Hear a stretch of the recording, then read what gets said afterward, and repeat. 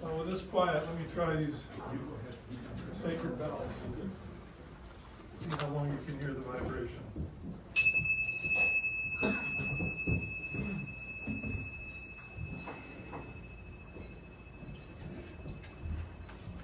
Oh, makes me cry. It's still ringing.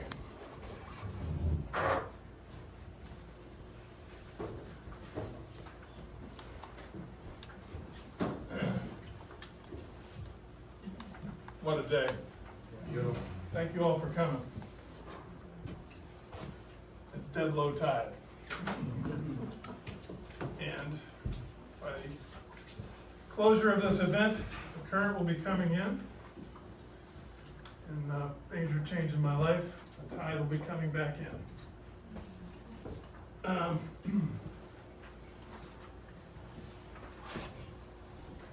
have a few things to say, and I'm going to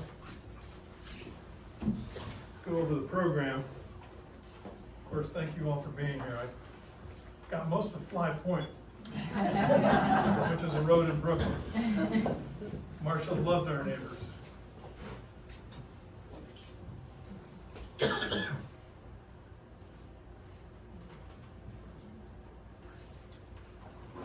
Some of you have come a long way, many miles. Where's my son Sam? He gets the travel award. Came from Humboldt County, California. Thank you, Sam.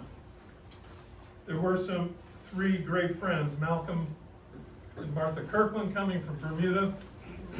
Malcolm's famous for starting a boat called the Spirit of Bermuda, a 118-foot yacht that takes out children, all of Bermuda's children on the sea, and gives them life lessons on the water.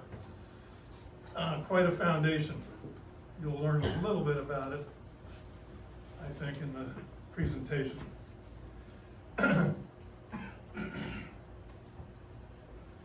So let me just say a little bit about the program. Great picture of sweet woman on the front. I thank you to Frank and Brittany for supplying some great food, and the helpers from our neighborhood that are helping pour the champagne. Marcia likes champagne. She didn't drink wine. In fact, she made me drink a lot of water when I had wine, which I still do. I don't need my jacket. Is the fire taking? Oh, yeah.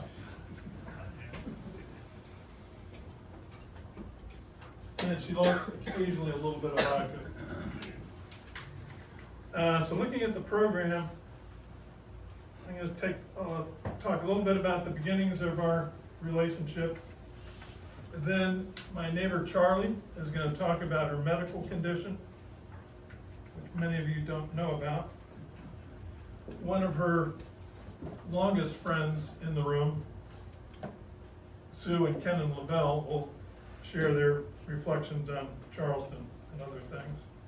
Then we get into an interesting part that I've discovered in a lot of my research. I knew she had a passion for boats, but I didn't know much of the history. So leading off that will be my lifelong friend, Peter Smith. I've been a member of this club, as I've said, since 1981. Peter, you've been a member a long time. And he's currently in charge of all the racing here at the club. Then my brother Bob will speak to this greatest era of ocean racing. And if you look at the names of those boats, they're amazing yachts. And Marcia really never told me anything about it. Then our local boat builder on Fly Point, Brian Reef, will speak about a famous yacht called Imp and the Spirit of Bermuda. Then depending on the time, I might share a little bit about some of our trips and travels. That'll be myself. And then my sister-in-law, Prudy, will share a few sharings, spiritual sharings that have come through. And then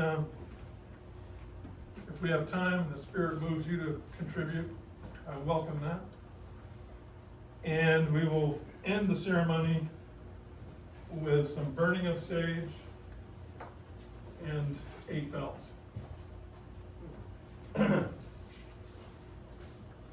Nice and quiet here.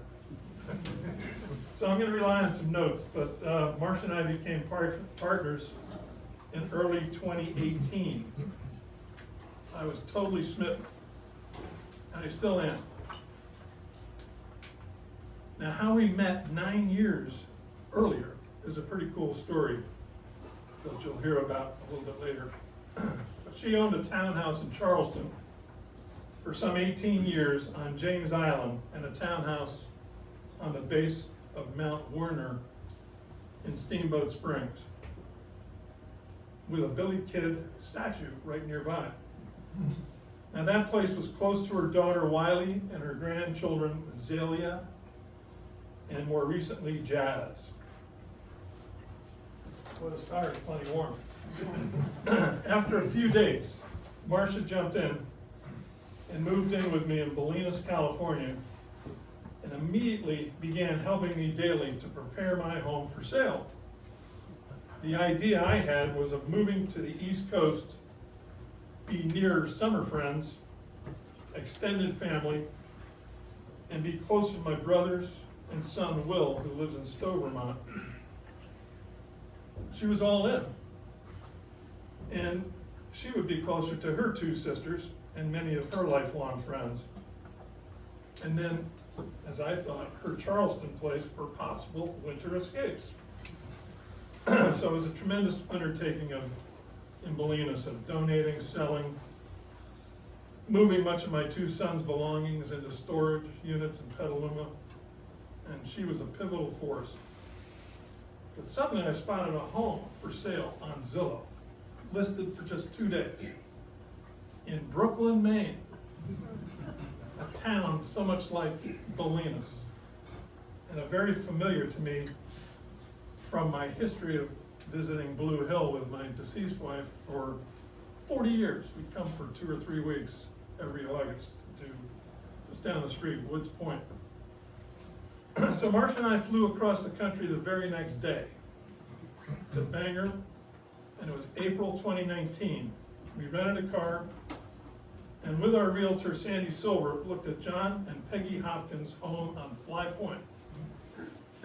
We spent 2 nights at the Barn Castle and did due diligence by seeing 6 or 7 so-called comparables. And we flew home. My offer was accepted next week, and yet I still had the huge task of emptying the whole house out in Bolinas. It was exhausting. Marcia was a rock. And we laughed a lot, we hugged and we kissed. She made friends easily in Bolinas and in nearby Inverness, where I was completing my year as Commodore. My friends all embraced her and have remained dear friends to her end. As we scrambled in California, we accepted renting our new Brooklyn home back to the Hopkins for 5 or 6 months while they were building a new home down at the end of Herrick Bay.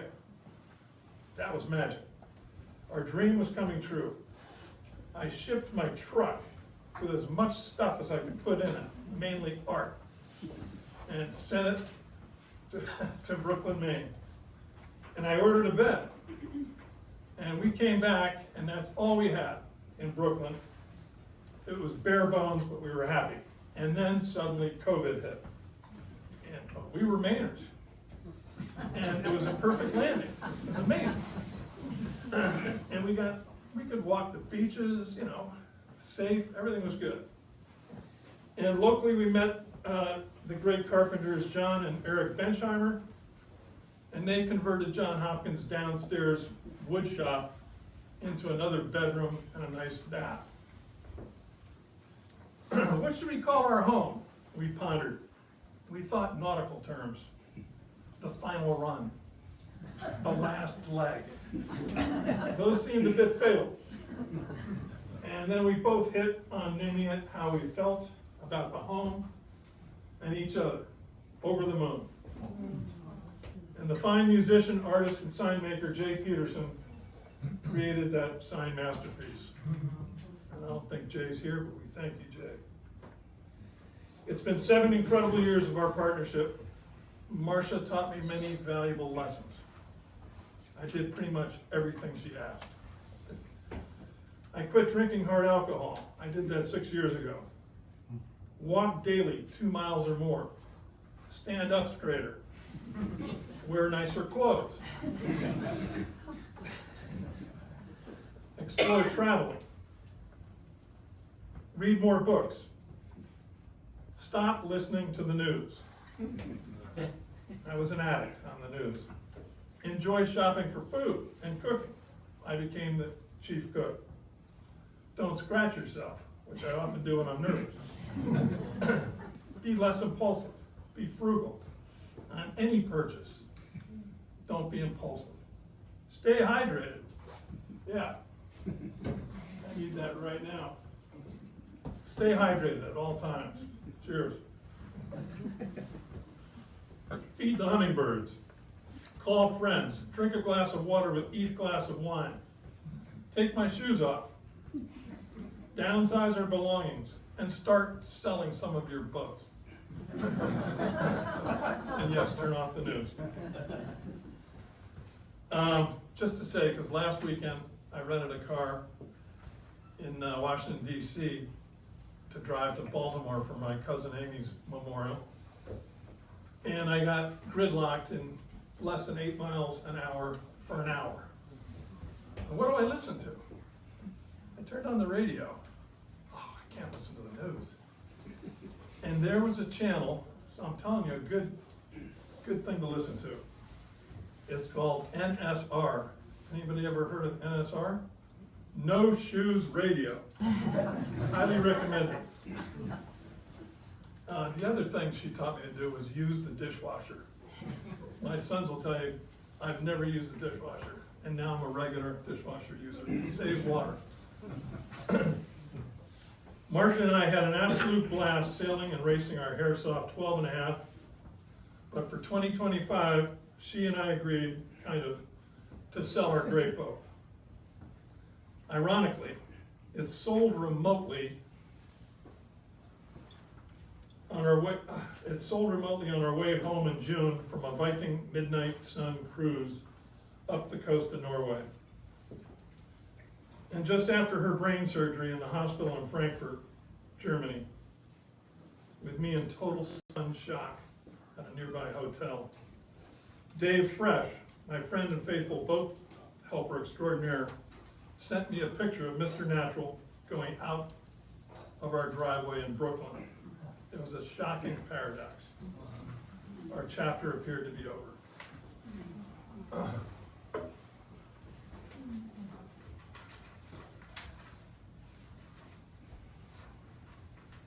Could she survive this and somehow recover? I really didn't think so. She was a great partner. She was an extrovert, while I'm mostly an introvert socially. She could make friends in a New York minute.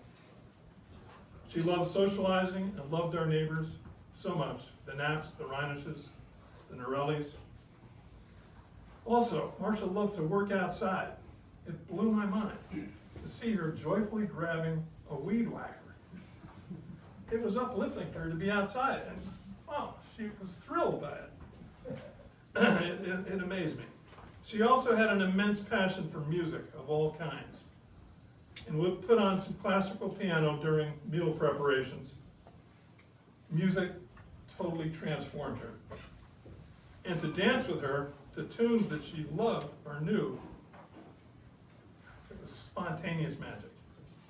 I was stunned every time at how alive and happy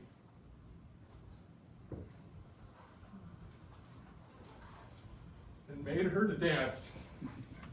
She loved it. One of her favorite groups was a group called Pink Martini that she often attended in concert when she lived in Oregon. And her favorite song was Eugene. The band didn't do much for me, but I certainly tolerated the group because it made her happy. Here's locally, she was a supporter and fan of Boom, the Baroque Orchestra of Maine, and a huge fan of the Blue Hill Bach Music Festival. I'm so grateful for all the years I've had with Marcia. Our neighbor Charlie, a retired emergency ward doctor, neighbor, will now tell you briefly of some of her medical history. Thank you. You can applaud if you want to.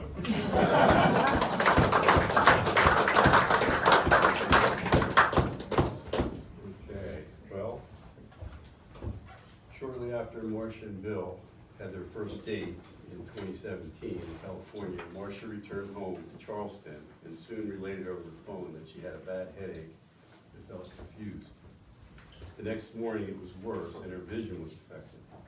She called her dear friend Lynette Bates, who quickly arrived and drove her to the emergency room ward at the Medical University of South Carolina.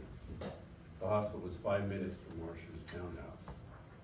Performed an MRI which showed that she had suffered a significant brain bleed in the left hemisphere.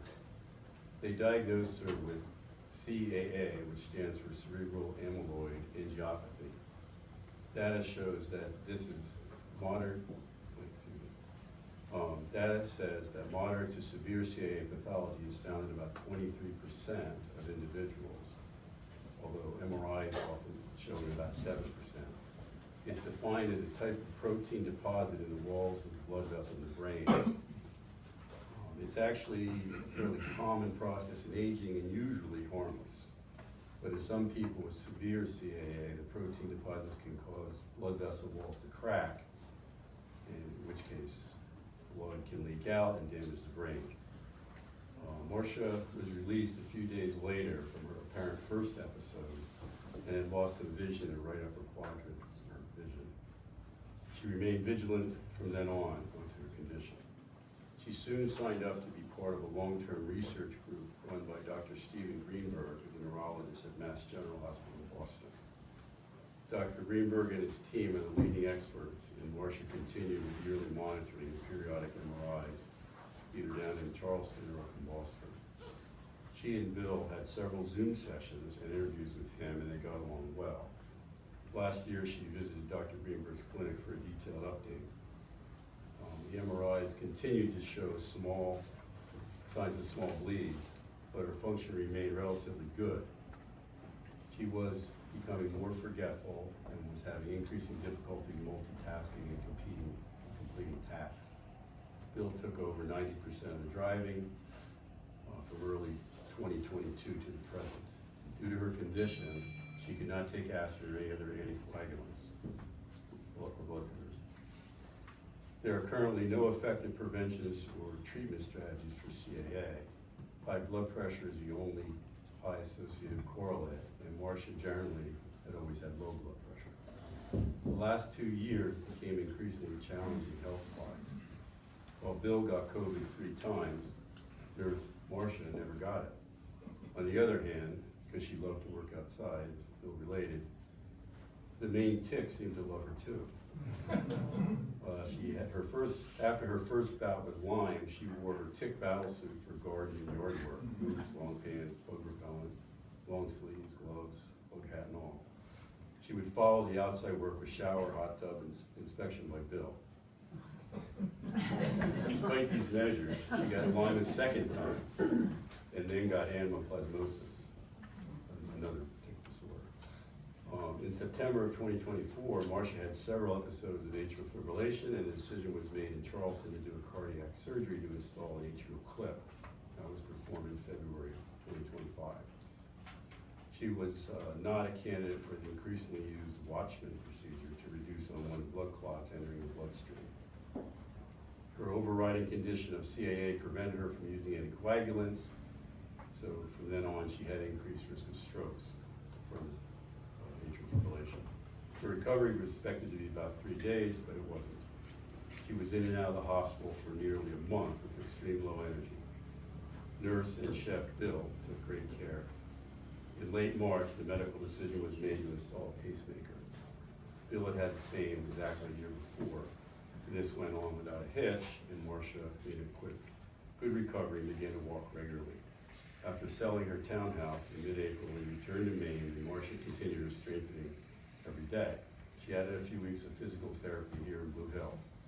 With medical clearance, they left for their Viking cruise in June, called the Midnight Sun, and flew to London. It was a great trip up the Norwegian coast, ending in Bergen, where they then took a train to Oslo for several days before heading home. She did well on the trip, but on their first leg back on June 27th, the return flight headed home from Oslo into Frankfurt, Germany. Marcia suffered a severe right hemispheric stroke as the plane was landing. This left her paralyzed and she could only whisper a few words. It was a catastrophic, helpless moment. She was ambulanced with Bill by her side to a fine hospital with impressive stroke unit. And later that night, she went into emergency surgery to drain the bleed. She was stabilized in and out of conscious for days and weeks, and her unfortunate condition never improved. It took a month with several bleeds ensuing before the doctors finally felt she could be flown back to Boston. She flew on a stretcher with two nurses and her two children on Turkish Air, first into Istanbul and then on to Boston, arriving on the 27th of July near midnight. The ambulance then took her to Tufts Medical Center. Bill and Marcia said what would be their loving goodbye on August the 2nd after a 2-hour visit, where she didn't appear conscious, but as she finished holding her hand and thanking her, she quite audibly said thank you. Marcia passed away on August 25th, 2025 at the Kaplan Family Hospice Care Center in Danvers, Massachusetts, in Beverly, with her daughter Wiley next to her. As Marcia had requested, her body was transported to the Mass General Hospital. Her brain was donated to the Greenberg Lab for CAA research. She was cremated and her ashes remain with her children, Wiley and Richard. Thank you.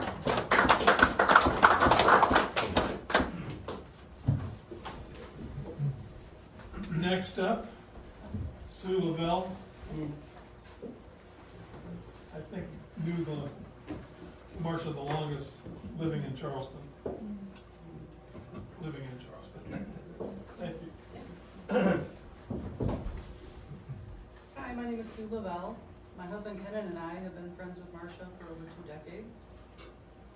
Kenan and I have been reminiscing about all of our favorite memories from the many years we've known Marcia and the many fun times we've shared, which all began in Charleston, South Carolina. Marcia moved to James Island in April 2004, which was just before we moved to the Charleston area as well. Kenan met Marcia first, and he still loves to tell the story about how they met. Marcia volunteered at Sea Island Habitat for Humanity on nearby Johns Island in 2005. She was part of a small group of volunteers who accompanied staff on a trip to Gulfport and Biloxi, Mississippi, right after Hurricane Katrina. They helped to build some of the first homes that were reconstructed after the hurricane wiped out that area. During that trip, Kenan led the group of volunteers through their construction tasks.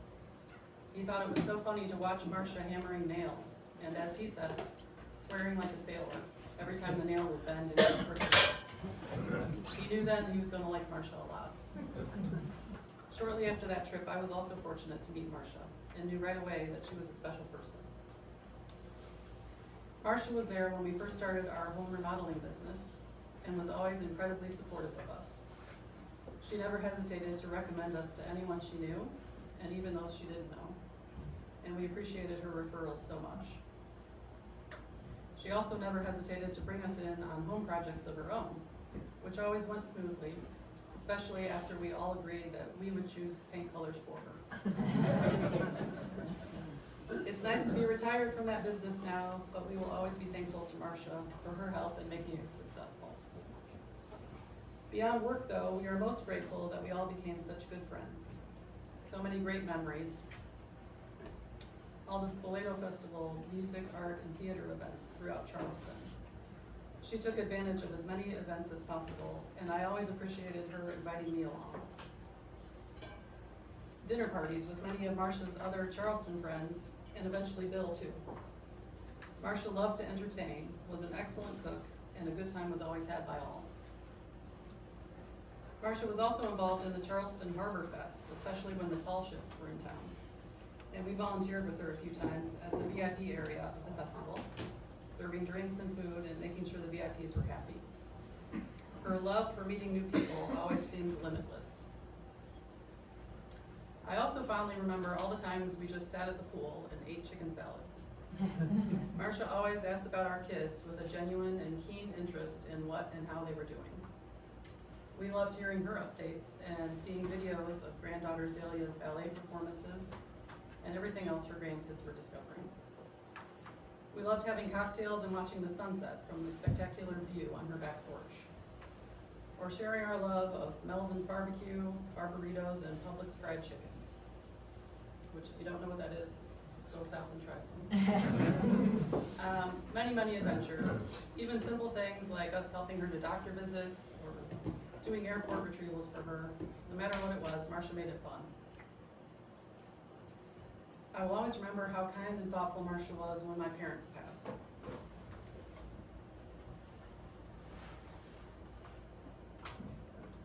Her support at that time meant so much to me. And I will never forget the time that Kenan and I helped her get a specialized beach wheelchair from a friend of ours for her father to use. And we all took him for a beach walk on Folly Beach. It was a treat to meet him and so wonderful to see the loving care she gave him. Our kids say that they still have nightmares about the antique doll that Marcia kept on a rocking horse in her stairwell.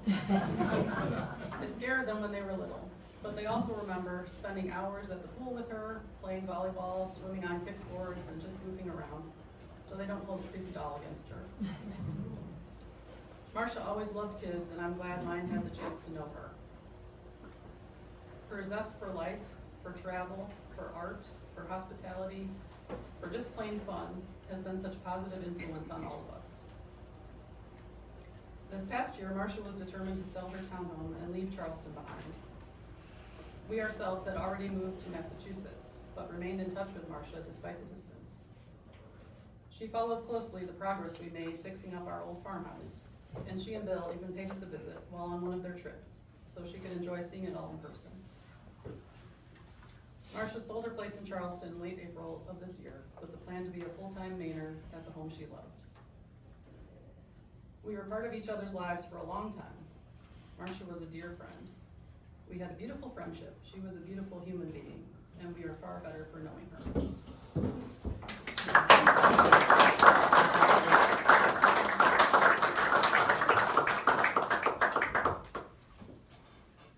Peter Smith will talk a little bit about sailing. Good afternoon. Plenty more. Marcia didn't grow up on the water. She was the third daughter born to Lawrence Potter Mills and Elma Ulrica Finch, who were married in Broadalbin, New York, just northwest of Albany. And that's where Marcia was raised along with her two older sisters, Judy and Melinda Linney Mills. Little history is that her father, Larry, moved to Broadalbin in 1929 from Johnstown, New York, and joined the family business, the Gates Mills Gloves Incorporated, that manufactures men's dress gloves, a real fashion statement these days. Marcia was quite proud of her father, who attended the Hotchkiss School, Berkshire School, and Princeton University. She loved visiting the glove factory. Her dad had an asparagus farm right out their back door, and he was famous also for the amount of corn on the cob he could eat. Marcia claimed it was as many as 25 in one sitting. As for sailing and boats, there is the great Sacandaga Lake nearby, a man-made reservoir that's 30 miles long and is used mainly by powerboats, water skiers, jet skis, and fishermen. The sailing bug and the joy of walking on sandy beaches, swimming in the ocean, and smelling the salty, fresh air began to take hold for Marcia when she was 7, with her father taking the family to Bermuda. Add in the magic smell of nighttime cedar burning in the fireplaces. It became a regular month-long vacation for a decade. They first rented a house right on the ocean shore near the Coral Beach Club. Later on, they rented a home on the harbor shore called Harbor View. After the family vacation stop, Marcia continued to visit her Bermuda family friends right up to the present. Top of the list were Malcolm and Martha Kirkland and their boat racing sons, Jesse and Xander, who are now San Franciscans and were formerly Olympic sailors for Bermuda. Also, lifelong friend Nancy Kirkland and Barbara and Bob Lee. The Lees also became her neighbors in the townhouse next door on James Island, Charleston, in a townhouse community called, ironically, Harbor View. Marcia's townhouse had the best view of the tidal marsh behind them all, which she sold this recent April after 23